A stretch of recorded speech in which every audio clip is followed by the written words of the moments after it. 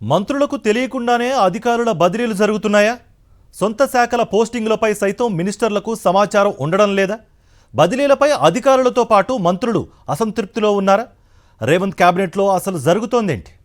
తమ శాఖల్లో ఎలాంటి సమస్యలున్నా వాటిని పరిష్కరించే బాధ్యత ఆయా శాఖల మంత్రుల మీదనే ఉంటుంది. అలాగే వారి శాఖల్లో ఉద్యోగుల బదిలీలు, డిప్యూటేషన్లపై ఎవరిని ఎక్కడకు పంపాలి తదితర అంశాల్లో మంత్రులే నిర్ణయం తీసుకోవడం ఎప్పటి నుంచో ఉన్న సంప్రదాయం.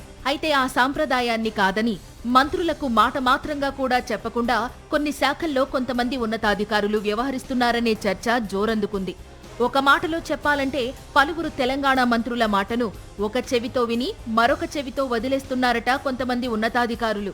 ఈ అంశం ఇప్పుడు సచివాలయంలో తీవ్ర చర్చనీయాంశంగా మారింది. మంత్రులు అడ్లూరి లక్ష్మణ్, కొండా సురేఖ, ఉత్తమ్ కుమార్ రెడ్డి, తుమ్మల నాగేశ్వరరావు ఇస్తున్న ఆదేశాలను కొంతమంది అధికారులు పెడచెవిన పెడుతున్నారని విశ్వసనీయ సమాచారం. ముఖ్యమంత్రితో పాటు ఒకరిద్దరు మంత్రులు చెప్పే మాటల్ని, ఇచ్చే ఆదేశాలను మాత్రమే ఆయా శాఖల్లోని అధికారులు ఫాలో అవుతున్నారట. అటవీ శాఖ మంత్రి కొండా సురేఖ చెప్పినా సరే దాదాపు 100 డిప్యూటేషన్ల నిర్ణయాల్లో ఒక్కటి కూడా అమల్లోకి రాలేదంటే పరిస్థితి ఎలా ఉందో ఊహించవచ్చని సచివాలయ వర్గాల్లో చర్చ జరుగుతోంది. ఇక ఎస్సీ, ఎస్టీ, మైనారిటీ వ్యవహారాల శాఖ మంత్రి అడ్లూరి లక్ష్మణ్ కుమార్ పరిస్థితి అయితే మరీ అధ్వాన్నంగా ఉందని సమాచారం.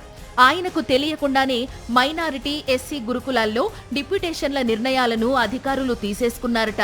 అధికారుల బదిలీలు, పోస్టింగ్లకు సంబంధించిన విషయంలో మంత్రులు తీవ్ర అసంతృప్తిలో ఉన్నారని సమాచారం. ఏ సమయంలోనైనా సరే మంత్రులు తమ అసంతృప్తిని ముఖ్యమంత్రి రేవంత్ రెడ్డి ముందు వెళ్లగక్కుతున్నారనే చర్చ జరుగుతోంది. ఇప్పటికే ఒకరిద్దరు మంత్రులు ఈ విషయంపై సీఎంతో మాట్లాడారని, అధికారుల తీరును వివరించారని సమాచారం. అయినా సరే ఆ విషయం తెలిసినా సరే కొంతమంది ఉన్నతాధికారులు తమ పని తమదే అన్నట్టుగా ముందుకు పోతున్నారని, మంత్రులను లైట్ తీసుకున్నారని సమాచారం.